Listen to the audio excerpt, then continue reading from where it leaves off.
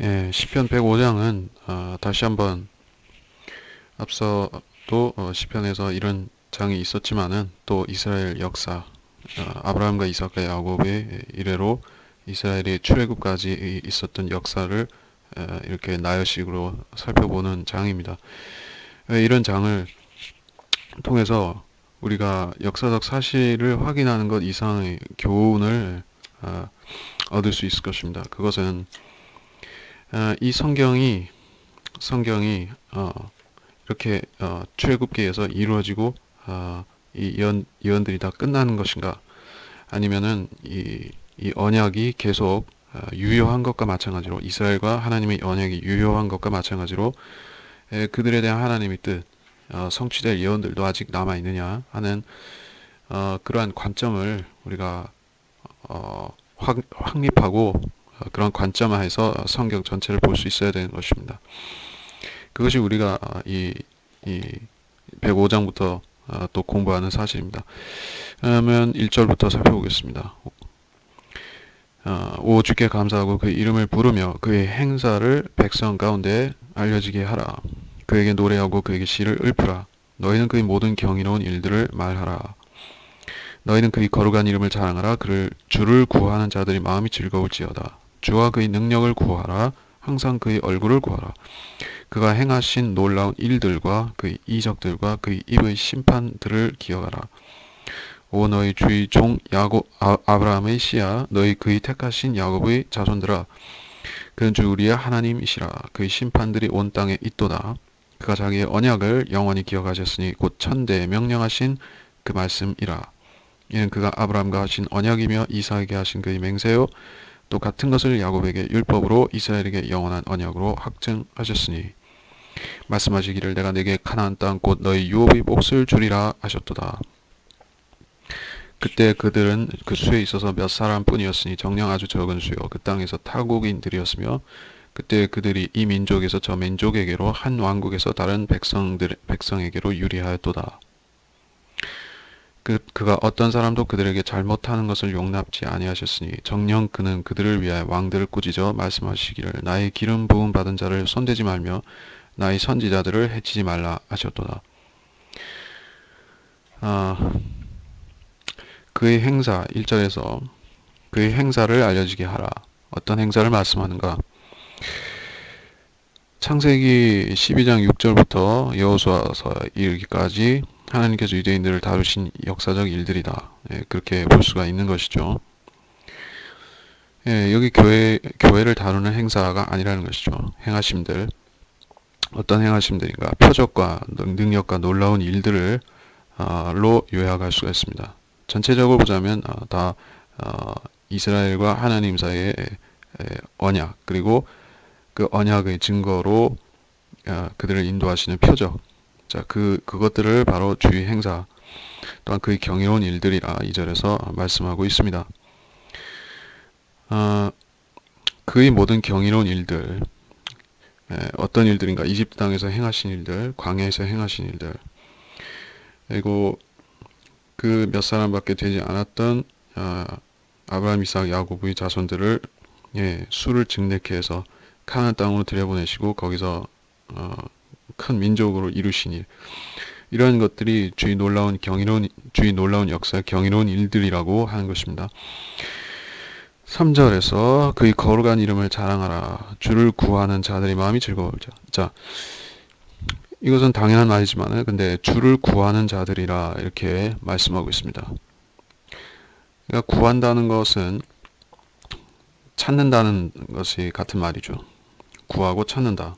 그럼 주님을 구하고 찾는다는 것은 우리한테는 적용할 수 있는 말인가 하는 것을 생각해 보려고 하는 것이죠.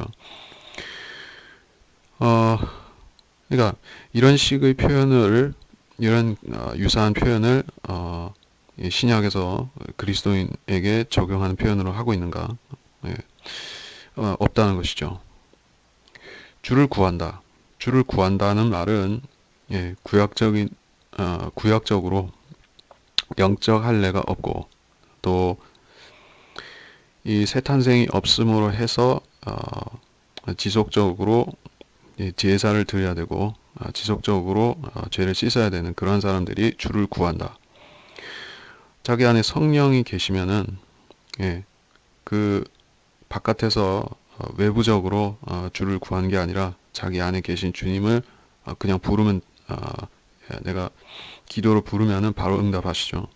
근데 구약 시대에는 재물을 갖고 나와야 되었고 또 의로운 행위가 같이 있어야만 되었습니다. 예, 그것이 주를 구하는 것입니다.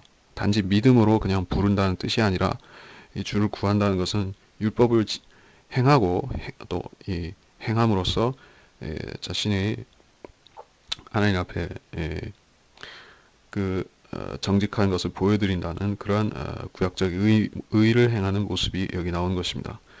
그것이 주를 구한다. 그의 얼굴을 구하라.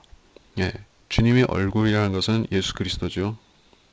예, 보이도록 나타나시는 분은 예수 그리스도이기 때문에 이때 사람들이 예수 그리스도를 알았다는 게 아니라 이렇게 표현을 했다는 것이죠. 그러니까 삼위일체 하나님을 어떤 사람들은 삼위일체를 자기 식으로 그 사실 가장 정확하게 이해하는 것은 아버지 아들과 성령께서는 한 몸, 한 본체이신 하나님이지만은 인격에 있어서 세 부분으로 나타나시고 특성에 있어서 세 부분이신 것이죠. 인간이 인지할 수 있는 부분은 바로 나타나심 특성입니다.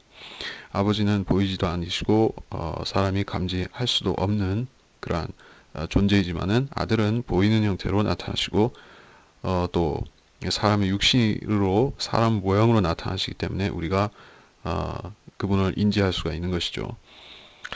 자, 그런 것을 기억하고 그가 행하신 놀라운 일들, 그 이적들, 그 일의 심판들, 이브의 심판들을 기억하라.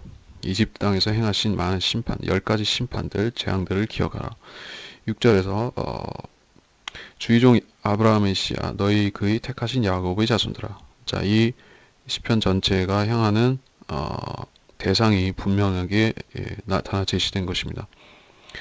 이렇게 되면은 교리적으로 이 시편이 야곱의 씨, 아브라함의 씨에게 향한다는 것을 알 수가 있고, 왜냐면 여기서 영적 교훈은 얻지만은 이걸 가지고 교회에 문자적으로 적용할 수는 없는 것이죠.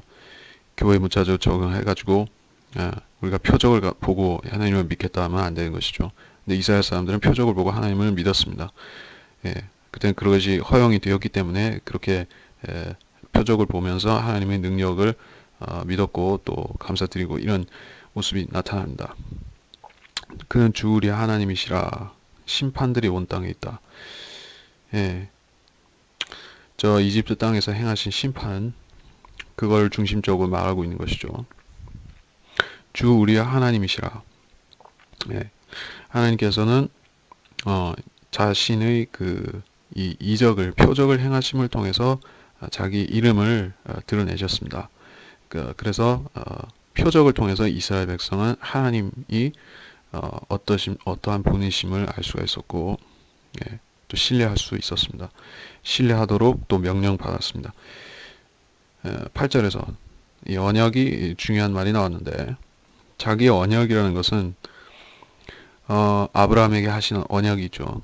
3번에 걸쳐서 확인된 언약인데 한마디로 요약하자면은 너와 너희 씨를 번성케 만들어서 아브라함이 나그네로 순례자로 이렇게 머물렀던 가나안 땅을 영구적인 그들이 거주지로 삼아서 그 땅에 심겠다 하는 하나님의 약속, 그리고 창대하게 만들겠다는 그런 민족적인 그런 번영의 약속이죠.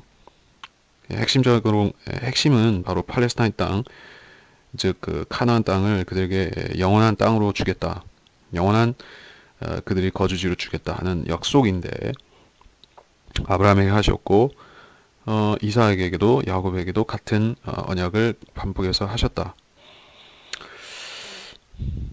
천대에 명령하신 그 말씀이라. 여기 특별한 의미를 부여할 수 있을까 하는 것이죠. 천대라는 것은 문자적으로 해석한다면은 그것이 천대 한 세대를 몇 년으로 규정하는가에 따라서 다른 이야기가 나올 수 있겠지만은 한 가지 참고적으로 해서 클라렌스 라킨이라는 성경학자는 이를 33년을 즉 예수님이 그 생애 기간을 한 세대라 간주하여서 33,000년이라는 기간을 산출해 내었고 이 기간을 그 천년왕국과 영원시대의 시작 사이에 그렇게 가정해서 집어넣었습니다. 그런 기간이 있다고 영원히 시작되기 전에 그런 준비되는 기간이라 하는 식으로 생각했지만 뭐 그것이 어떤 정설이라고 할 수는 없고 어떤 의견이긴 하지만 그런데 여기서 핵심적인 것은 이 카나안 땅을 주겠다 한 언약이 영원하다고 했다는 것이죠. 영원히 기억하셨고 천대라는 것은 물론 아주 많은 세대 또 모든 세대 뭐 천이라는 것은 아주 많다라는 뜻도 될 수 있고 하지만은 실제적인 숫자가 될 수도 있고 근데 여기서 어떻게 쓰여지느냐 하는 것은 우리가 확실하게 말할 수는 없는 것이죠. 천년왕국의 그 천년 같은 경우는 확실한 그 계시록에 분명히 반복해서 말하듯이 천년이지만은 여기서 천대를 어떻게 말하는가 하는 것은 우리가 잘 모르는 일입니다. 근데 영원이라고 하는 것을 보면 영원 그 천대에서 끝난다는 뜻은 아닌 거라고 봐야 될 것 같습니다.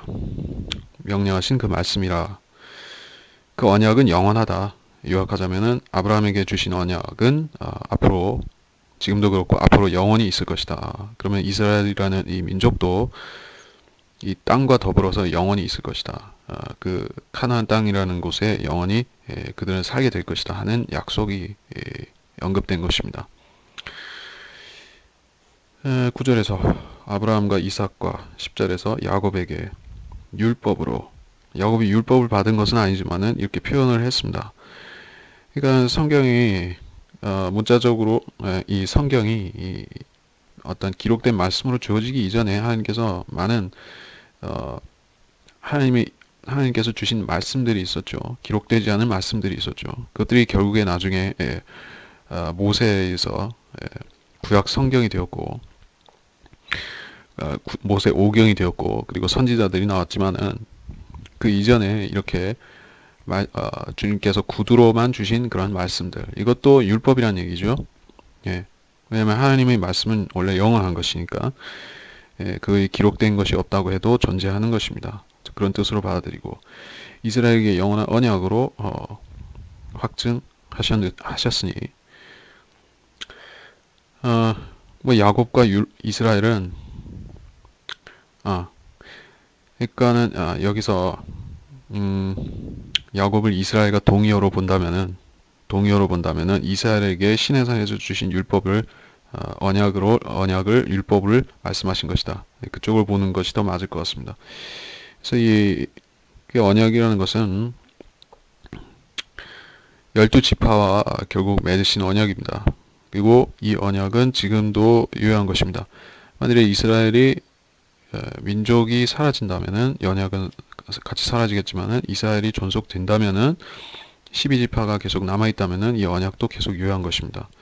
그래서 하나님의 약속은 취소되지 않는다는 것을 우리가 알 수가 있는데 바로 이스라엘이 이 민족이 계속 존재하고 또 나라가 다시 세워졌을 뿐만 아니라 이제 하나님께서 그들에게 가지신 계획 그들을 앞으로 회복시키시는 그러한 계획이 지금 진행되고 있다는 것을 우리가 알면은 그러면은 우리가 이 구절을 실제적 우리의 피부에 와닿는 것을 실제로 받아들일 수가 있는 것이고 그거를 우리가 어떤 신학의 속임수에 속아서 언약 신학이라든지 이 칼빈주의에서 가르치는 대로 무천년이라든지 이런 유대인과 교회를 구별하지 않는 신학에 의해서 속는다면은 결국에 이걸 언약을 모르기 때문에 많은 문제가 생기죠. 그 많은 문제들을 한마디로 요약하자면은 자기 위치도 모르고 하나님이 이 세상을 경영하시는 섭리도 모르고 결국엔 자기 구원도 확신할 수가 없는 것입니다. 그러면 성경을 공부할 이유가 없는 것이죠. 그러니까 성경을 우리가 올바로 나눠서 공부하는 첫 번째 이유는 바로 우리의 건전한 구원의 확신 또한 거기서 뒷받침을 되는 것이기 때문에 구원의 확신 자체를 우리가 세우기 위해서 성경을 나누어 읽어야 되는 것이 맞습니다. 그래서 이 언약은 이스라엘과 맺으신 언약이다. 11절에서 내게 가나안 땅 너희 유업의 몫을 주리라 같은 얘기를 하고 있습니다. 계속해서 그 땅을 말씀하고 있고 12절에서 숫자에서 매우 적었다.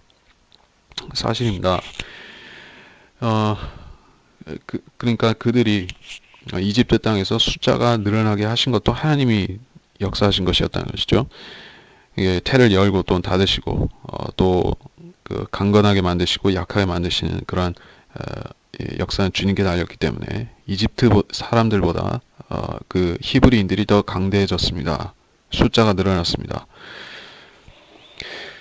그래서 이 민족에서 저 민족, 한 왕국에서 다른 백성에게 유리하였도다. 이집트로 들어가기 전까지 그렇게 유동적으로 움직이는 상태에 있었다가 결국에 이집트로 들어가서 이 고난의 용광로로 들어간 것이죠. 거기서 시련을 받았죠. 14절에서 어떤 사람도 그들에게 잘못하는 걸 용납지 않았다. 이것도 사실입니다. 예. 그러한 예들을 여기 다 들었는데 몇 가지 들었는데 아브라함도 그랬고 예. 기근 때문에 잠시 이집트에 내려갔었던 적이 있는데 그때 파로가 사라를 그 아름다움을 보고 아내로 취하려고 했을 때 하나님께서 이 파로를 꿈에서 깨우치시고 꾸짖으셔서 그를 아브라함을 이집트에서 내보내도록 하셨던 것이고 또 아비멜렉과도 그 아비멜렉과의 관계에 있어서도 주님께서 같은 조치를 취하셨고 메소포타미아 왕들이 쳐들어왔을 적에 그 전쟁에 사로잡혀간 롯을 구하러 갔던 그 전쟁에서 주님께서 이기게 하셨고 그 이삭도 아내의 문제가 있었는데 빼앗길 뻔했는데 거기서 지켜주시고 리브가를 지켜주시고 또 그 우물들을 팠는데 그거를 시기심 때문에 이렇게 빼앗아 가려는 것을 주님께서 막아주셨죠. 이렇게 하나님께서는 이것도 일종의 말하자면 표적들인 것이죠. 이집트에서 행하신 것만 다 표적이 아니라 이렇게 그들을 이스라엘 자손들을 주님께서 특별히 그 보호하시고 지켜보시고 그들을 이렇게 가시적으로 주님께서 역사하셔서 도와주시는 모든 모습들이 전부 다 표적들이며 또 이 주의 경이로운 일들이라 여기에 포함이 되는 것입니다. 왜 지켜주셨는가 하는 이유를 15절에서 말씀하고 있습니다. 여기에 기름 부음 받은 자를 손대지 말며 이렇게 말씀하고 있습니다. 구약 시대에 기름 부음 받는다는 것은 어떤 그 왕이나 선지자나 제사장 중에 직분을 행하게 될 적에 기름을 붓고 임명하는 그런 의식을 하는 것입니다. 그래서 이 올리브 기름을 붓는데 이것은 특별한 의미가 있는 것이죠. 그러니까 기름을 붓는 것은 외적으로 이렇게 머리에 붓는 것이죠. 근데 우리가 그 신약 시대 그리스도인이 성령을 받는 것은 성령 침례를 받죠. 그것은 그 뭐 붓는 것이 아니라 잠기는 것이다. 차이점이 있는 것입니다. 그러니까 씻을 세례를 말하는 사람들은 이거를 좀 개념을 막 섞는 것이죠. 기름 부음을 가지고 그래서 물방울 이렇게 하면서 머리에다 떨구면서 이걸 성령의 기름 부음이다 이런 식으로 아전인수로 이렇게 푸는 경향이 있는데 상관이 없죠. 여기서 기름 붓는다는 것은 물론 성령께서 그 구약시대 그 사람에게 들어가서 역사하시는 능력으로 역사하시는 것을 말하는 것이죠. 성령께서 이 구약시대에는 인격으로서 드러나시기보다는 하나의 이적들을 행하시는 또는 그 말씀을 기록하기 위해서도 그렇게 했었고 영감을 주실 때 들어가기도 하셨고 이런 능력을 행하심으로써 나타났기 때문에 이것이 성령의 기름 부음이 이런 것이었다. 그거를 이렇게 외적으로 보여주는 의식이 기름을 붓는 것이었다 라는 것입니다. 그래서 기름 부음을 받은 자라는 것은 특별한 지도자를 말하는 것이다 하는 걸 알 수가 있습니다. 아무나 그렇게 막 받았던 것이 아닙니다. 그러니까 이것이 구약시대와 신약시대의 또한 차이점인 것입니다. 그러니까 우리는 성령 침례를 받죠. 근데 그것과는 별개로 또 주님께서 이 시대에도 말하자면 기름 부음을 주셔서 쓰시는 경우가 있습니다. 성도들 전체에 적용된다고 제가 말하고 있습니다. 그러니까 성령께서 내주하시면은 우리한테는 동시에 또한 기름 부음이 있다는 뜻입니다.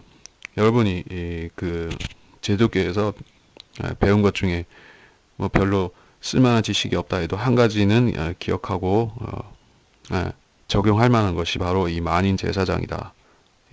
이건 참 말을 잘 사용한 것이죠. 만인 제사장이다 하는 것이 이 루터가 한 말인데, 마틴 루터가 그렇게 말했던 이유는 특별한 제사장 계급이 있다고 주장하는 로마 가톨릭에 대항해서 모든 그리스도인들이 성령을 받았으면 그들이 곧 기름 부음을 받았다. 그런 근거 구절이 또한 있기 때문에 요한일서 2장 27절에 보면은 그분께로부터 받은 기름 부음이 너희 안에 거한다. 그리스도인에게 적용할 적에 기름 부음이다. 이렇게 하나님으로부터 온 기름 부음이 있다. 이렇게 영적으로 적용하고 있습니다. 그러면 우리가 그리스도인들에게 다 적용된다는 것을 알 수가 있고, 이 요한일서 2장 27절 9절이 특별히 로마 가톨릭 제사장 계급 사제들한테 적용되는 구절이 아니라는 걸 우리가 당연히 알기 때문에 우리는 이 신약 시대에 있어서는 성령의 기름 부음이라는 것이 성령을 받은 사람들에게 다 보편적으로 적용되는 것이다 하는 차이점을, 구약 시대와의 명백한 차이점을 확인할 수가 있는 것입니다. 그래서 이것은 개신교의 어떤 사람들이 해석하듯이 또한 목사들만 기름 부음을 받은 사람이다 해서 적용할 그러한 케이스도 아니라는 것이고, 그걸 알면 됩니다. 나의 선지자들을 해치지 말라. 이게 나왔지만은 선지자들은 구약시대 기름 부음을 받은 사람들이죠. 엘리사가 임명된 걸 보십시오. 기름 부음을 받았고, 다른 선지자들도 기름 부음을 받았고, 왕들도 기름 부음을 받고, 그렇게 되는 것이죠. 그래서 그들을 해치지 말라, 손대지 말라 이렇게 명령하셨는데 실제로 그렇게 됐느냐 하는 것이 아니라, 주님께서 명령하셨는데 사람들이 그걸 무시하고 해치고 죽이고 했었죠. 구약시대의 선지자들이 어떻게 됐습니까? 아하방 때 어떻게 되었고, 투옥되고 죽임당하고 고문도 당하고, 구약시대에 그랬을 뿐만 아니라 지금도 그리스도인들, 기름 부음 받은 그리스도인들도 마찬가지로 보호받지 못하는 경우가 허다한 것이죠. 죽임을 당합니다. 그러니까 이걸 교리적으로 취해가지고 그리스도인한테 기름 부음 받는 사람은 어떤 해도 받지 않는다 이렇게 말할 수가 있겠습니까? 그렇게 주장할 수는 없는 것이죠. 그리고 16절부터 또 그가 그 땅에 기근을 불러들이시어 모든 식량봉을 끊으셨도다. 주께서 그들 앞에 한 사람을 보내셨으니 종으로 팔렸던 요셉이라. 그의 발은 착고에 상했으며 그가 쇠서 슬에 매였으니 주의 말씀이 임할 때까지 주의 말씀이 그를 연단하였도다. 왕이 보내어 그를 풀어주었으니 백성의 통치자가 그를 자유케 하였도다. 왕이 그를 왕의 집과 집의 주와 왕의 모든 소유의 관리자로 삼아 그에게 좋은 대로 왕의 고관들을 제어하며 그의 원로들에게 지혜를 가르치게 하였도다. 이제 요셉에 대해서 자세히 말씀하고 있는데, 이 16절은 그 유명한 기근을 말하고 있죠. 요셉 때 있었던 이집트의 기근인데, 이 사건 때문에 이스라엘이 이집트로 들어가게 된 것이죠. 식량봉을 끊으셨도다. 이 표현은 기근을 말하는 표현이라는 것을 우리가 알 수가 있고 17절에서 한 사람을 보내셨다. 요셉은 종으로 팔렸는데 왜 종으로 팔렸는가? 형들이 시기심 때문에 팔렸지만은 그것조차 하나님께서 이스라엘의 구원을 위해서 사용하신 방법이었죠. 기근을 주시기 전에 그들을 앞에 요셉을 먼저 보내서 이스라엘이 들어올 준비를 하게 하려고 미리 보내신 뜻이었습니다. 그의 발은 착고에 쌓였고 쇠사슬에 매었다. 왜 그렇게 되었는가? 포티바의 아내를 범하려 했다는 그러한 무고를 받고 투옥이 되었는데 그 억울한 투옥을 당했으나 결국에 이 요셉은 감옥에서 인품에 있어서 또 능력에서 그 지혜에서 인정을 받아서 간수 역할을 했던 것을 우리가 창세기 39장에 보면 나오는데, 그래서 자유롭게 활동하면서 또 감옥에 살아야 했던 것입니다. 착고에 상했고 쇠사슬에 매였다 이렇게 말씀하는 것을 봐서는 그가 그렇게 큰 자유를 누리지는 못했던 것이고 죄수 신분으로서 엄연히 죄수 신분으로서 계속 머물렀었다. 종으로 팔려서 종의 신분으로 계속 있었던 것을 우리가 알 수가 있습니다. 이 요셉이 삼위 하나님 중에서 예수 그리스도의 예표를 아주 잘 나타낸다 하는 것을 우리가 창세기 공부하면 나오는데, 그렇기 때문에 주님께서 이 땅에 이 종의 형체로 오신 것을 대변하고 있다 이렇게 설명하는 그런 예로서 잘 보여주는 것입니다. 종의 신분으로 쭉 있다가 지금도 주님께서는 성도들을 섬기시는 것이죠. 섬김을 받으시지만 또 주님께서는 섬기시는 분입니다.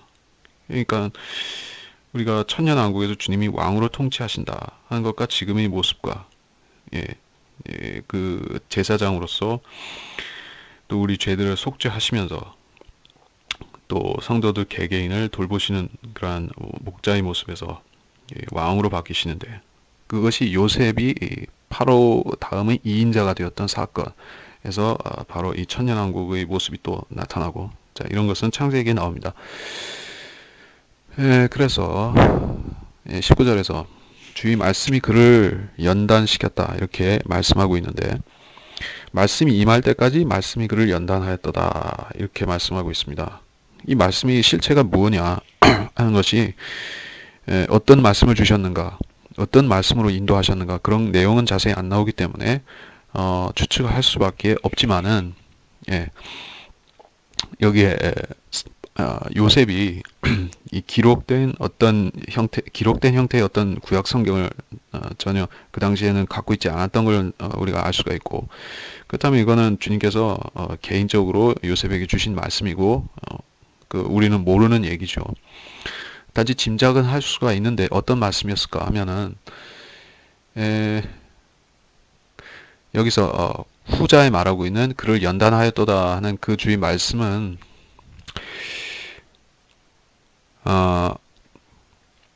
기록된 말씀이 아닌 그 자기 꿈에 대한 어떤 해석을 주님께서 알려주셨을 것이다. 창세기 37장에 보면은 그 형제들 위에 군림하는 그런 꿈을 꿨죠. 부모들도 절하는 꿈을 꿨죠.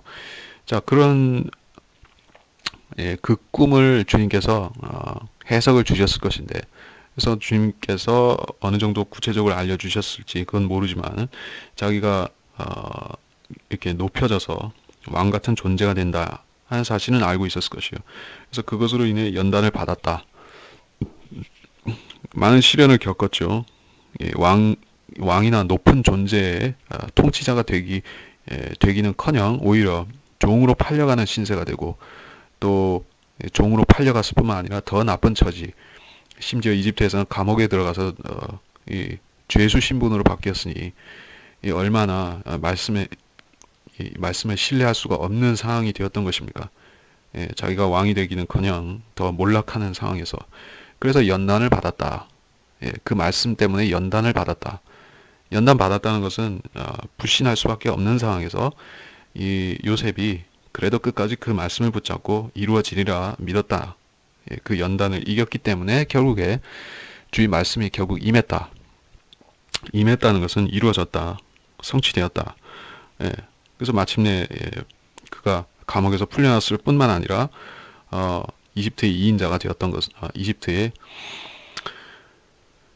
이집트에서 마침내 그 파로 다음에 파로 오른팔이 되었던 것을 보면은 이 말씀이 연단했고 말씀이 임했다 하는 뜻을 우리가 미루어 알 수가 있는 것이죠. 20절에 왕이 불을 풀어주었고 백성의 통치자가 자유케 하였도다. 21절에 왕의 집의 주, 왕의 모든 소유의 관리자로 삼았다. 이것도 다 나오는 얘기고, 왕의 고관들을 제어하고 지혜를 가르쳤다.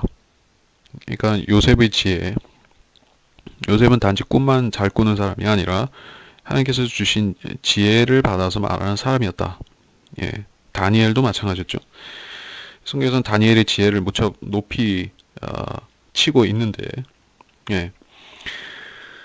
대체로 보면 유대인들이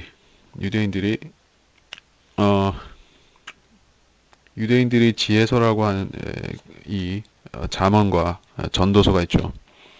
거기에 나오는 이 지혜들이 결국에는 성령께서 주신 지혜라는 것이에요. 철학이라는 것은 성령께서 주신 지혜가 아니라 그 지혜를 썩은 것으로 바꾼 것이죠.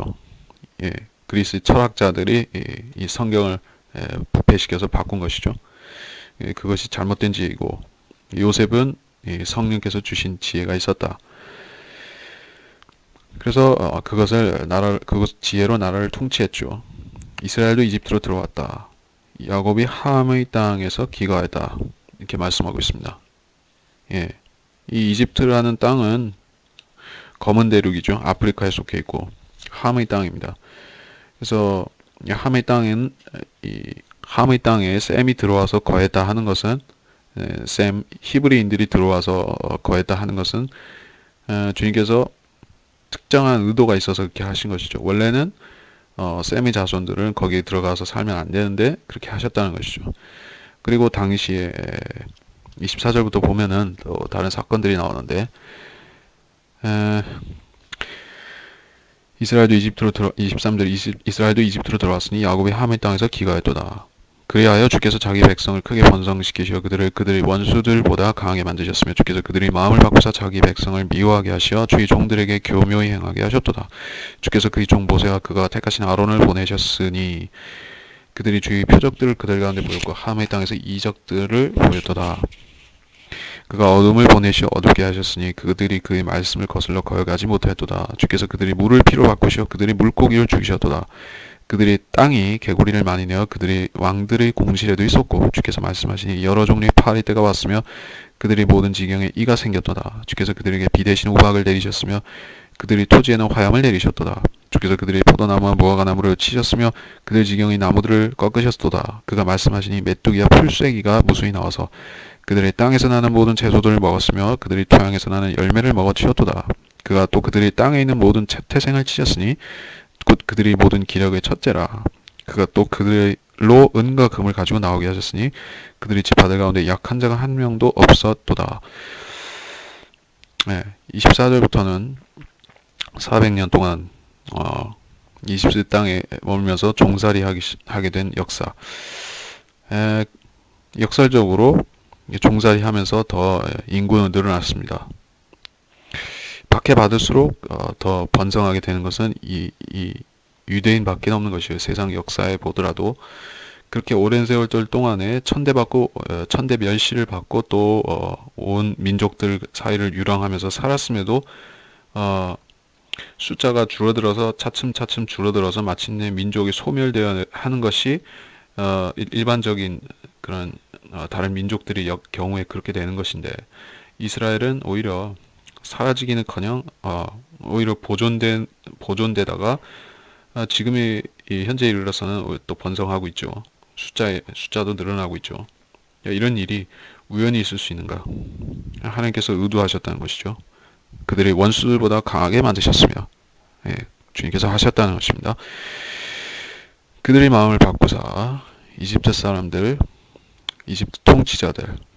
근데 이때 통치자들이 이 힉소스라고 하는 그 셈계 유목민족 족속들이 들어와서 이집트 왕조를 이루고 백성을 통치했던 시기가 그 출애굽 당시에 있었던 것입니다.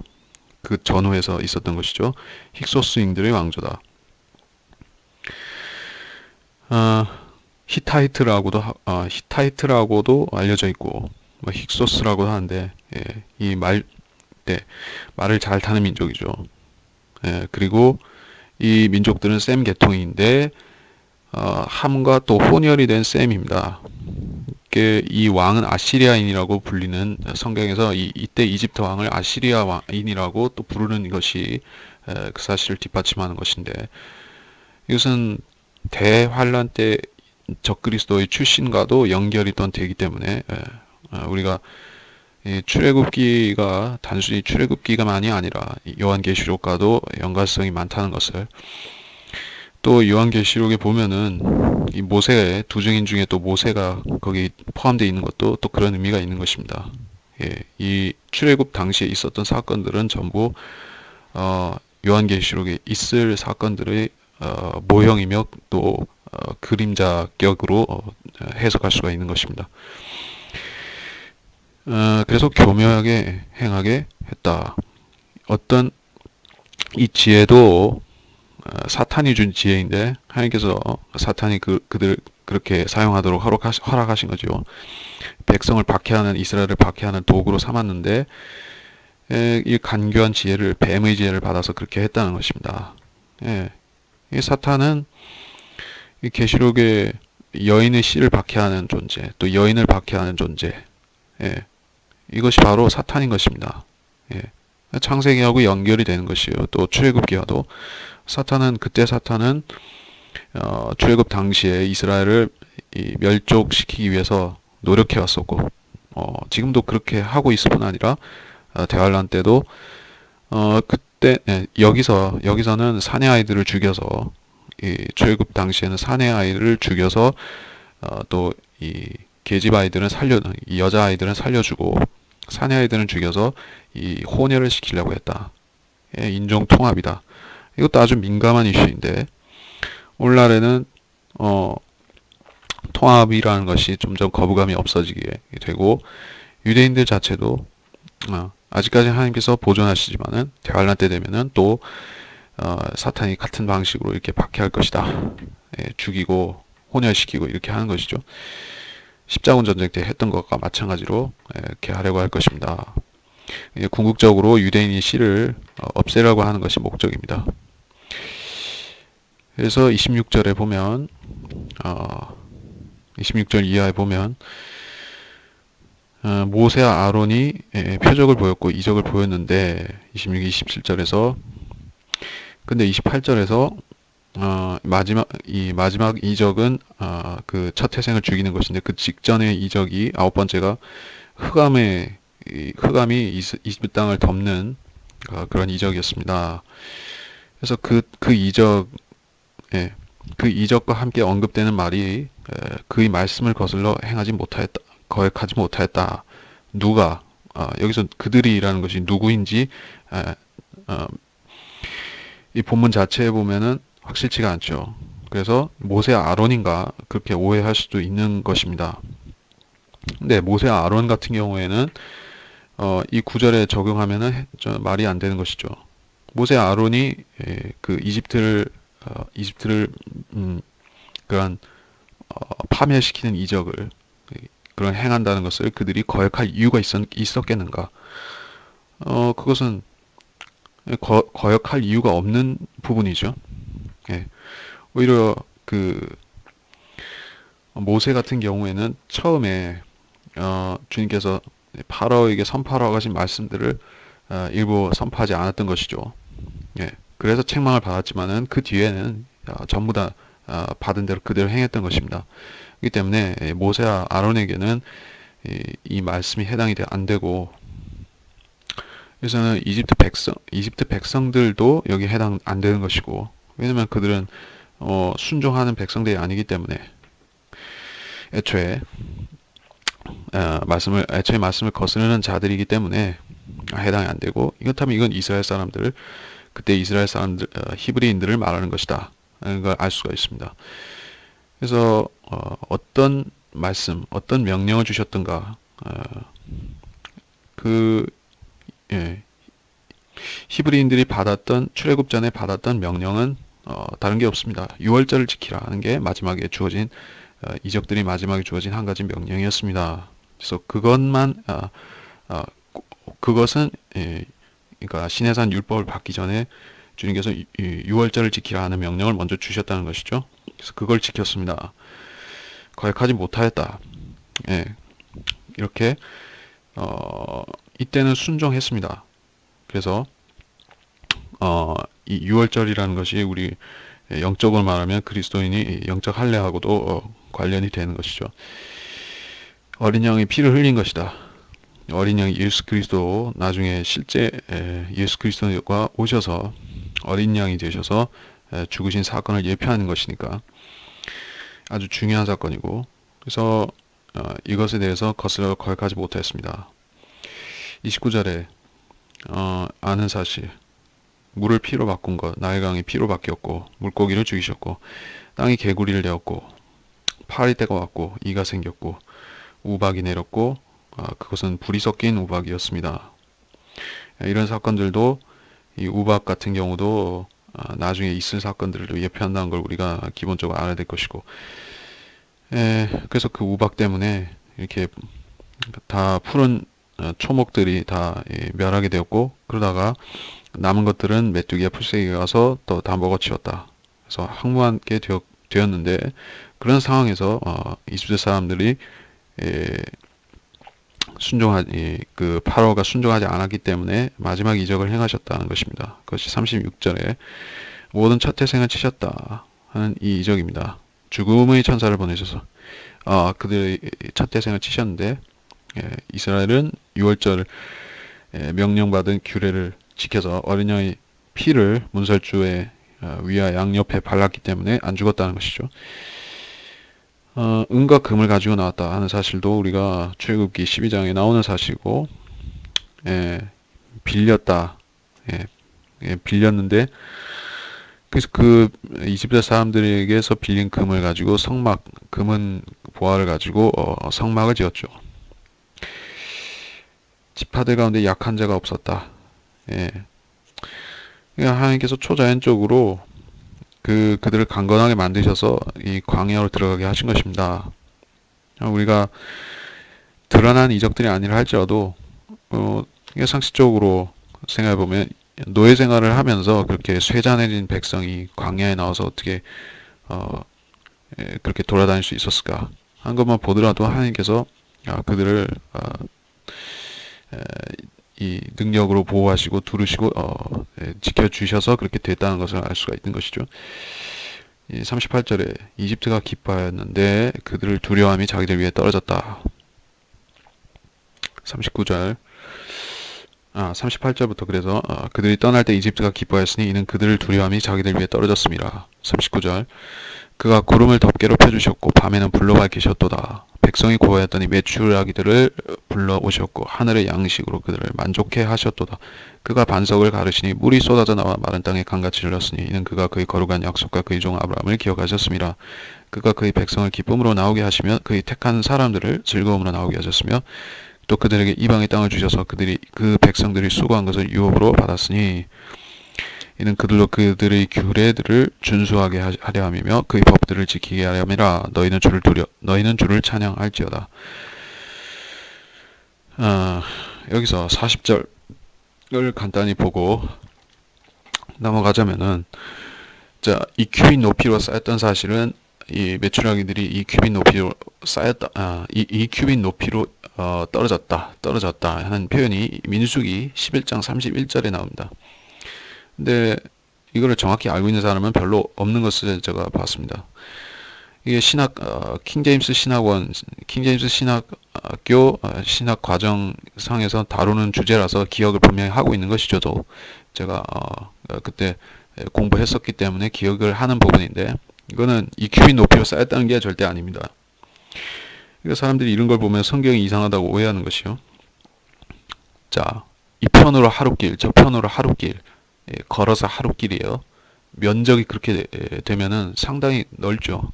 걸어서 하루 길이라고 하면은, 근데 거기에 2큐빗으로 다 쌓였다고 하면 어떻게 됩니까? 엄청나죠.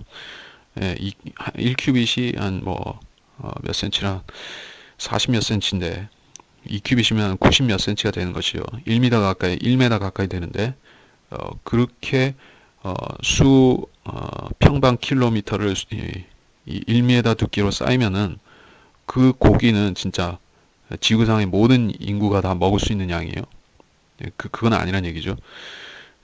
왜냐하면은 주님께서 이적을 행하시는 것도 전부 다 주님이 그 규모 있게, 자, 이 말이 중요하죠. 규모 있게 행하시는 것을 우리가 다 알고 있습니다.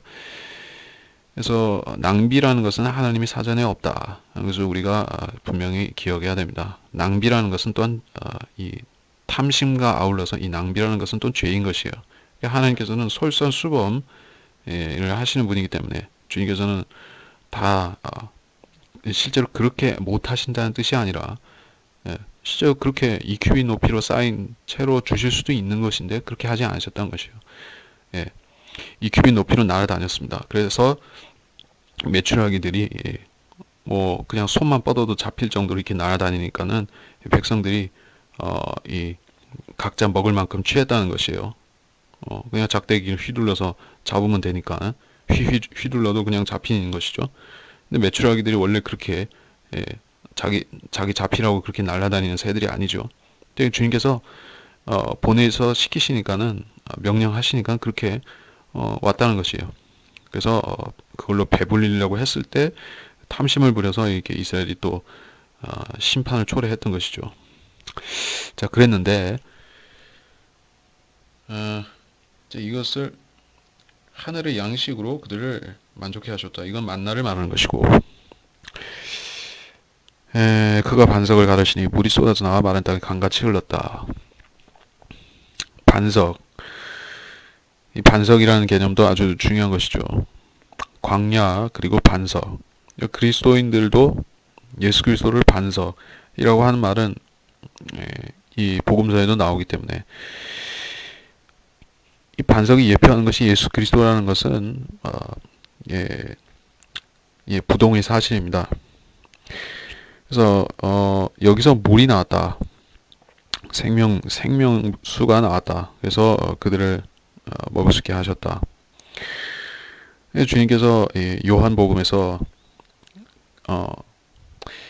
그 사마리아 여인에게 하신 수칼성 여인에게 하신 말씀과도 연결되죠.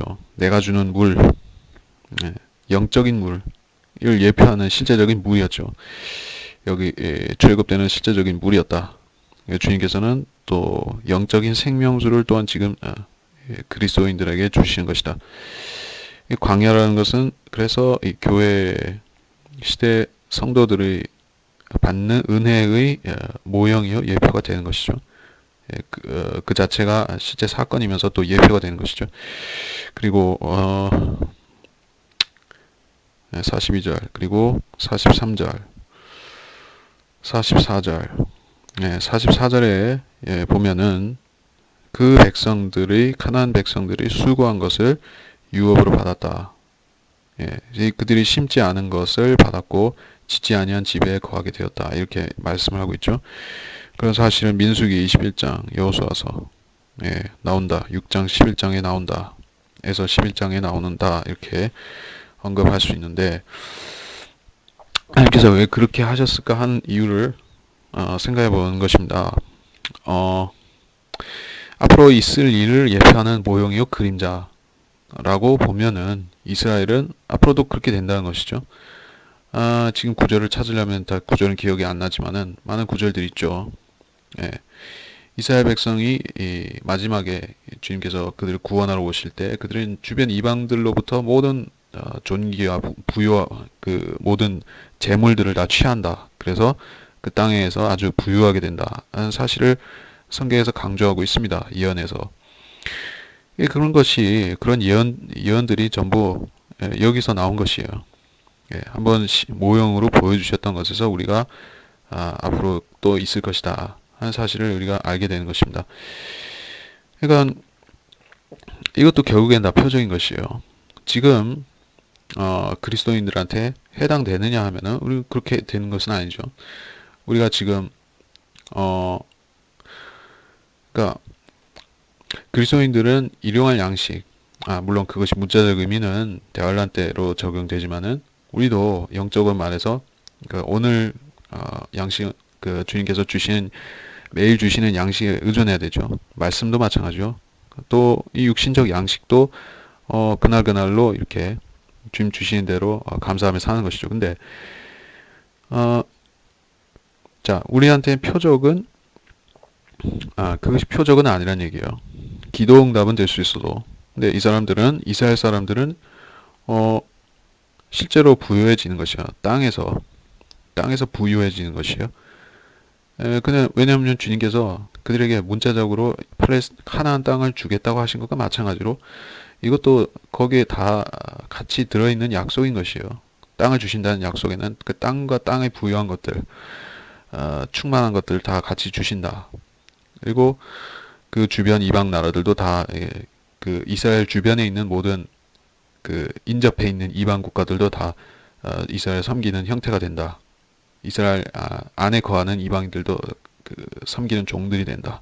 딱 그런 것도 이게 여호수아서에 나오는 사실들도 정복 전쟁을 포함해서 다 앞으로 그 이스라엘이 대환란을 통과하면서 끝에 있을 일의 또한 예표를 나타내는 것입니다. 그렇게 보면은 우리가 성경을 맥이 끊어지지 않고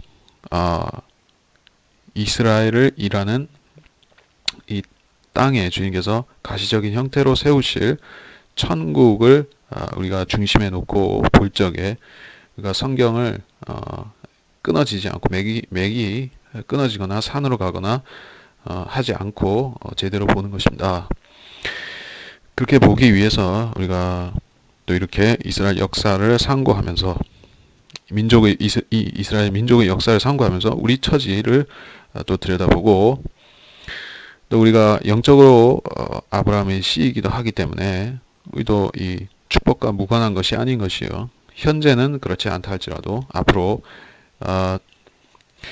앞으로 신부로서 이 주님과 함께 이 땅에 오게 되면은 또 우리도 땅에서 주님께서 그 왕들과 제사장들로서 통치하는 그러한 영광을 같이 누리게 하시는 그러한 것이 바로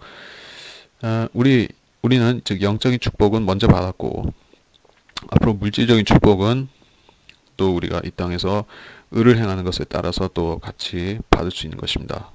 예. 이렇게 해서 105장을 살펴보았고 결론적으로 몇 마디 하자면은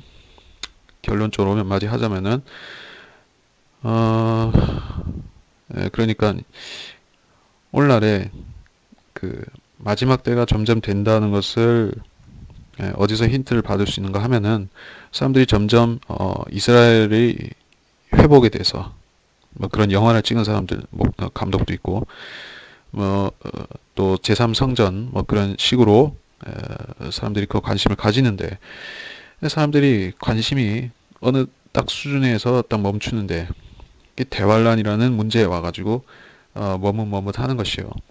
이거를 이스라엘과 연결시켜서 그들의 징계와 심판과 이렇게 연결시키기를 주저한다. 예, 다시 좋은 측면을 보려고 하는 것이죠. 회복이라는 좋은 측면을 보려고 하는데 그들에게 남겨진 징계라는 것, 그 측면을 안 보려고 하는 것이죠. 자, 이 광야 생활 40년이라는 이스라엘이 통과했던 광야 생활은 뭐 우리 그리스도인의 이 지상생애를 영적으로 보여주는 일면이기도 하고 실제적으로는 대환란을 통과하는 이스라엘과도 또 관련이 있는 것이요. 그래서 그 그러니까 그 광야 생활 동안에 이스라엘은 항상 표적으로 인도를 받았다. 구름 기둥 그리고 불 기둥 39절에 나왔죠. 그 표적으로 인도를 받았던 걸 우리가 알기 때문에 이 표적은 항상 이스라엘과 함께 했다. 그들을 회복시키는 과정, 시험하는 과정에서 표적들이 계속 나타났다는 것을 우리가 알 수가 있습니다. 우리가 그리스도인으로서 우리가 이방인 그리스도인으로서 표적을 소망하는, 표적을 바라는 신앙을 갖게 되면은 위험한 것이 바로 유대인을 위해서 또 유대인을 연단하고 또 그들에게 상 주기 위해서 이렇게 보여주신 표적들인데 우리한테 자꾸 연결시켜서 자기가 표적을 체험하고 믿어야 된다 이렇게 생각하면은 어, 요새 소위 말하는 그런 신사도에 빠질 수도 있는 것이고 은사주의에 들어갈 수 있는 것입니다. 그리고 이것은 나와 전혀 상관이 없다. 예, 그러니까 영적으로도 없이 그냥 영적인 것도 아니라 전부 상관이 없다. 그냥 이스라엘이 그 지나간 역사 이렇게만 생각하는 것도 문제라는 것이죠. 그러면은 그 사람은 성경을 뭐 자기 구원에 해당되는 신약 로마서의 몇 구절만 공부하면 성경 공부할 필요가 없는 사람이죠. 왜냐하면 자기 성경을 오로지 자기 구원을 위해서만 본다. 이러면 이런 구절을 살펴볼 필요가 없습니다. 그러니까 이것은 우리의 교훈을 위해 주신 말씀들이다 하는 것을 알아야 되겠고 그 교훈은 이스라엘의 역사를 통해서 우리가 다양한 측면에서 교훈을 받을 수가 있습니다. 이때 영적으로 할례받지 못한 사람들, 율법을 받았음에도 율법을 지킬 수 없었던 사람들, 육신 안에 있었기 때문에 그럴 수밖에 없었다는 것이죠. 근데 그런 사람들이 결국에 누구에 의해서 개혁이 되고 팔레스타인 대응에 들어갈 수 있게 됐습니까? 여호수아에 있었던 것이죠. 예. 모세와 여호수아의 관계. 예. 여호수아가 예수라는 사실을 우리가 알기 때문에 이 구약은 이렇게 신약과 연결된다는 것을 우리가 재림으로 또 연결된다는 것을 우리가 잘 알아야 될 것입니다. 예, 여기까지 하고 마치겠습니다. 하나님 아버지, 이번 시편 시간에는 우리가 상식적으로 통념적으로 잘 알고 있는 부분이었지만은 여기서 새로운 교훈을 발견할 수 있으면 좋았겠습니다. 어떤 교훈을 발견할 수 있다면 하는 것은 바로 주님께서 이 시대 교회에 요구하시는 것, 성도에게 요구하시는 것은 그때 표적을 보고도 순종할 수 없었던 항상 거역했던 그 사람들과는 달리 주님께서는 우리 안에 순종할 수 있는 종의 영이 아닌 아들의 영을 주셨다는 사실입니다. 우리는 표적을 보지 않고도 믿을 수가 있고 또 표적을 보지 않고도 순종도 할 수가 있습니다. 예, 그것이 우리한테 아주 유리한 점입니다. 그래서 우리가 성령의 뜻을 막지만 않는다면 우리는 참으로 하늘의 풍성한 상들을 얼마든지 받을 수가 있습니다. 그래서 주님께서는 이 육신을 단지 이 문제가 되는 이 육신, 이스라엘 백성 히브리인들을 광야에서 죽게 만들었던 죽을 수밖에 없게 했던 그 육신을 동일한 육신을 지닌 우리도 육신과 싸우는 싸움을 이겨서 그들이 광야에서 쓰러져서 가나안 땅에 들어가지 못했듯이 우리도 상급을 놓치고 하늘의 면류관들을 놓치고 또 통치권을 놓치고 그렇게 해서 실패하는 경우가 안 되도록 우리한테 영적인 교훈을 주신다는 것을 우리가 기억합니다. 우리가 구약을 공부하면서 항상 생각해야 되는 것은 이것은 우리한테 주시는 교훈들이라는 사실입니다. 예. 그리고 나한테 적용할 때 있어서 항상 주저함이 없이 내가 잘못하는 부분들을 다 비춰보고 개선시킬 수 있도록 그렇게 실제적인 교훈으로 적용해야 될 것입니다. 감사를 드리며 위대하신 주 예수 그리스도의 이름으로 기도하였습니다. 아멘.